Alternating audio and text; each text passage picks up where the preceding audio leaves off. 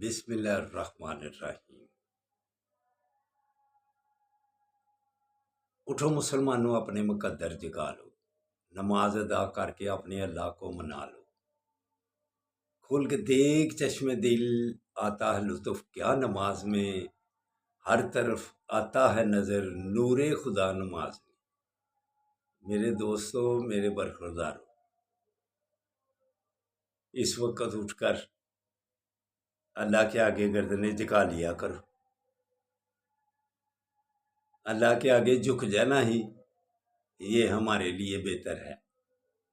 اگر ساری عمر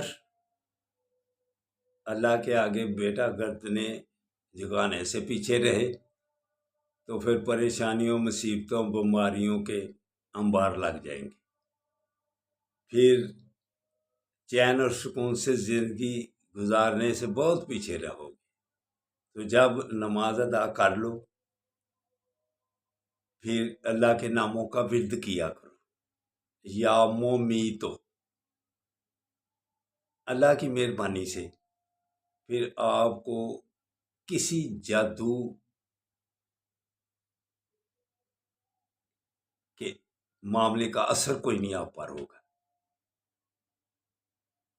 کالا علم یا کوئی بھی غلط حسد اور کینے سے بھرپور جو دل ہوتے ہیں نا، وہ ان باتوں کی طرف توجہ دیتے ہیں اور دوسرے کو نقصان پہنچانے کے لیے کالے علم کا سہارا لیتے ہیں۔ تو یا ممیت ہو، اگر آپ پڑھتے رہیں گے انشاءاللہ تعالیٰ اس اثر سے محفوظ رہیں گے۔ آقا صلی اللہ علیہ وآلہ وسلم نے ارشاد فرمایا کہ جو کوئی کالا علم کرتا ہے یا کرواتا ہے یا جادو کے چکروں میں پھنسا ہوا ہے، وہ بھی دوست ہی ہے۔ یہ بڑے گناہوں میں بات آتی ہے۔ اس لیے دوستو، میرے برخوردارو، کسی کو نقصان پہنچانے کے سلسلے میں کوئی بھی بات اگر کوئی کرتا ہے، اس کے دل میں حسد اور کینہ اور بغض جب آ جاتا ہے، وہ سمجھو خود ہی مصیبتوں میں پھنس جاتا ہے۔ لہذا اگر آپ نے چین اور سکون سے زندگی گزارنی ہے تو پھر ان باتوں سے محفوظ رہا کرو۔